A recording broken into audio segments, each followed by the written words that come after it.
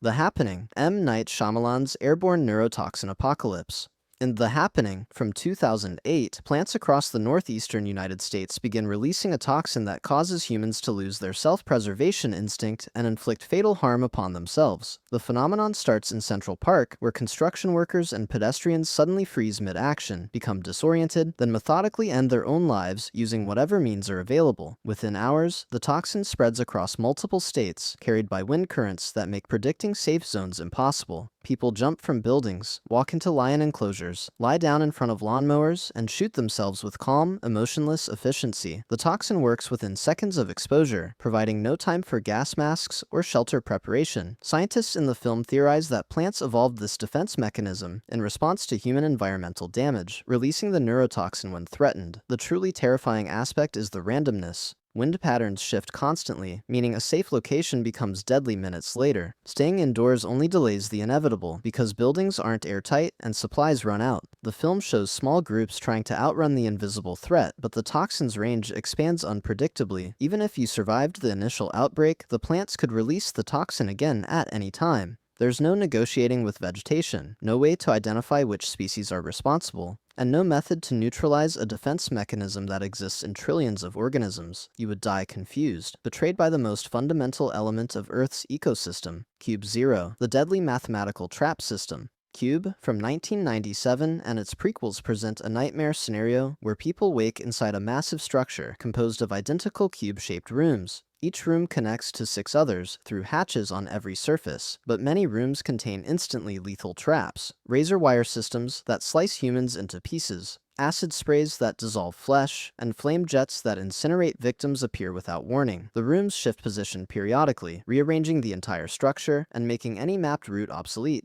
Some rooms are safe, identifiable only through complex mathematical codes printed on the hatches. Characters attempt to decode the number sequences using prime factors, Cartesian coordinates, and other mathematical principles, but even solving the puzzle doesn't guarantee survival. The facility extends in 3 dimensions for an unknown distance, potentially containing thousands or millions of rooms. The walls are featureless metal, impossible to damage or mark permanently. No food or water exists inside. The film never explains who built the cube, why people are placed inside, or whether escape is even possible. The structure appears automated, suggesting it continues operating indefinitely without human oversight. Even if you possessed mathematical genius and mapped safe routes, the room's rearrangement would eventually place you in a trapped location. The cube represents pure, purposeless death, a machine designed only to kill with no opportunity for reasoning or mercy. The Platform, the vertical prison starvation system. In The Platform, from 2019, prisoners are housed in a vertical structure containing 333 levels stacked on top of each other. Each level holds 2 prisoners in a single cell with a rectangular hole in the center. Once per day, a platform descending from the top level passes through each cell, loaded with an elaborate feast. Prisoners on level 1 eat their fill, and the platform continues downward with whatever remains. By level 50, most food is gone. By level 100, the platform arrives empty. Prisoners are randomly reassigned to different levels each month, meaning you might survive 30 days on level 6, then starve on level 200. The descent into cannibalism happens quickly on lower levels, where no food arrives. Prisoners form alliances, ration voluntarily, and attempt coordinated systems to ensure everyone receives nutrition, but human nature and the monthly reshuffling destroy any sustainable arrangement. The administration provides exactly enough food to feed everyone if distributed equally, but equality is impossible in a system that rewards those positioned higher. Even if you reach level 1, you would eventually be reassigned downward. The mathematical certainty is inescapable. With 333 levels and 2 prisoners per level, 666 people exist in the facility. The platform cannot carry enough food for everyone after the top levels take excess portions. The film's climax suggests a message can be sent upward, but the system continues operating regardless. You would starve, murder to survive, or be murdered, watching the platform descend with nothing on it, a daily reminder of your approaching death. Sunshine Mission, Earth's Death as the Sun Expires.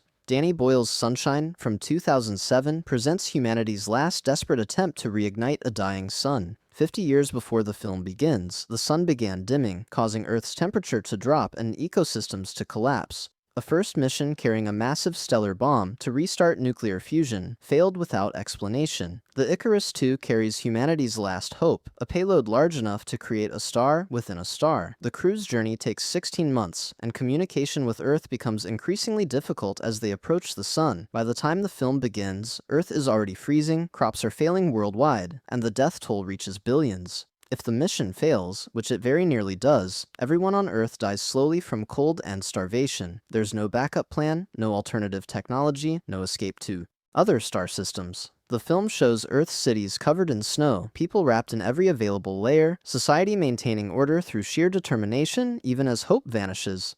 The sun's dimming isn't sudden like an asteroid impact. It's a slow extinction, watching the sky darken degree by degree, season by season, until temperatures drop below survivability. Buildings can be heated temporarily, but eventually all fuel sources are depleted. Food production becomes impossible without sunlight for photosynthesis. The ocean freezes from the poles inward. You would watch your world become a tomb, knowing the entire human species faces identical fate, and that even if you survived longest, the end is mathematically certain. Annihilation Shimmer, the expanding mutation zone. In Annihilation from 2018, a meteor impacts a lighthouse on the American coast, creating an iridescent field called the Shimmer that slowly expands outward. Inside the Shimmer, the laws of biology become suggestions. DNA from all life forms refracts and recombines like light through a prism, creating hybrid organisms that shouldn't exist. Plants grow in human shapes, deer develop flowering antlers, and a bear absorbs the screams of its victims, replaying their dying sounds while hunting. Humans who enter the Shimmer begin mutating at the cellular level, their DNA scrambling and reforming into new patterns.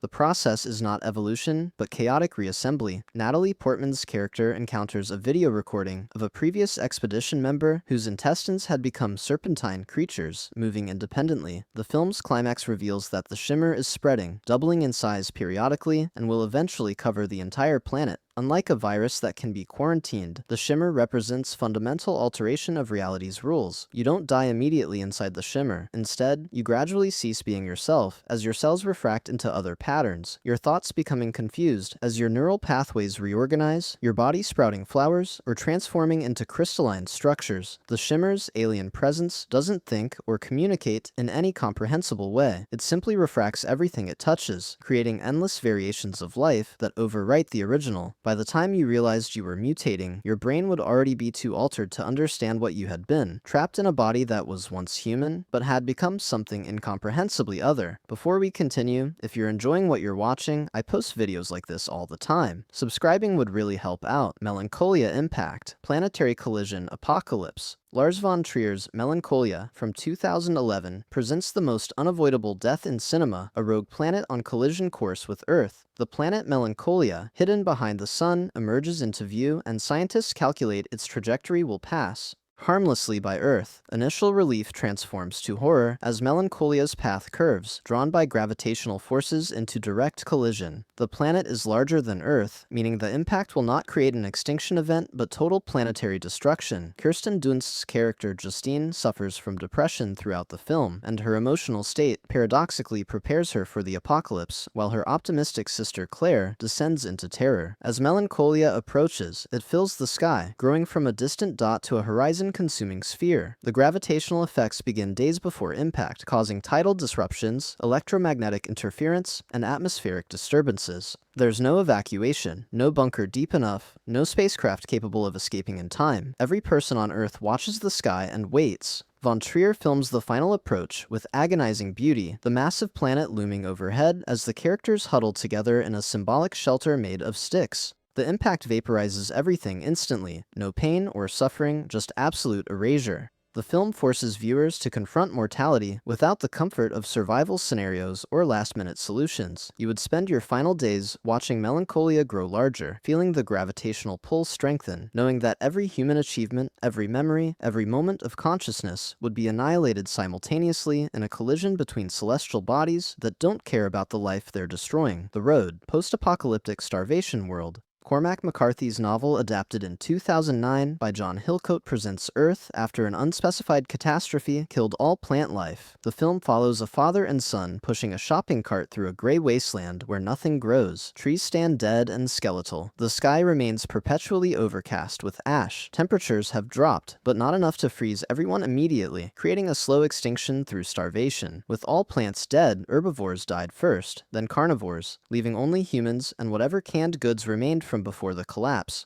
Years into the catastrophe, those supplies are nearly exhausted. Survivors have formed cannibalistic gangs, keeping captives in basements as livestock, hunting other humans through the ruins of civilization. The father carries a revolver with 2 bullets, one for his son and one for himself, insurance against capture. They search abandoned houses for overlooked food, finding mostly empty pantries that others have already scavenged. The film shows a bunker stocked with supplies, a temporary reprieve, but even that food will eventually run out. There's no possibility of agriculture without sunlight breaking through the ash clouds. The ocean has died, containing nothing edible. The father knows they're walking toward nothing, that the coast offers no salvation, but movement provides purpose and delay. Every person they encounter is either victim or predator, cooperation impossible when every calorie means another day of life. You would starve gradually, watching your body consume itself, choosing between dying of malnutrition or becoming the monster who eats other humans. The father's love for his son manifests as determination to let him die quickly rather than suffer, the only mercy available in a world where survival has become worse than death. Triangle time loop, infinite repetition. Horror. Triangle from 2009 traps Jess on a yacht caught in a Bermuda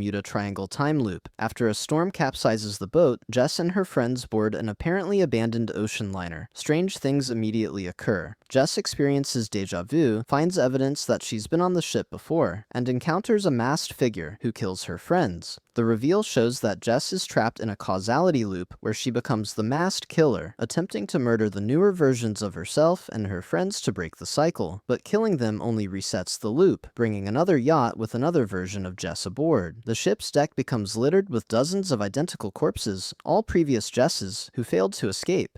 Each iteration brings slightly different choices, but the outcome remains constant. The loop extends beyond the ship, revealing that Jess is actually repeating her entire day, trying to reach her autistic son and undo a fatal car accident. Every time she dies, she wakes up at the beginning, memories fragmenting, forced to experience the same horror with slight variations. The film suggests the loop has repeated hundreds or thousands of times, that Jess has been trapped for an eternity of subjective experience. You would gradually lose your sense of identity as memories of different iterations blurred together, unable to remember which choices you'd already tried, which deaths you'd already experienced. The worst aspect isn't the violence, but the futility. No matter what you do, the loop resets. You're forced to kill people you love, watch them die, or die yourself, only to wake and begin again. Time becomes meaningless, existence becomes pure repetition, and escape becomes a concept without definition. In the mouth of madness. Reality rewriting fiction, Apocalypse. John Carpenter's In the Mouth of Madness from 1994 presents an apocalypse where horror fiction becomes reality. Sutter Kane, the world's most popular horror author, has disappeared. An insurance investigator, John Trent, is hired to find him. Trent discovers that Kahn's novels are affecting readers' minds, causing hallucinations, violent behavior, and eventual transformation into inhuman creatures. As Trent investigates, he finds the fictional town from Kane's books actually exists, existing in a pocket dimension that rewrites reality according to Kane's narrative.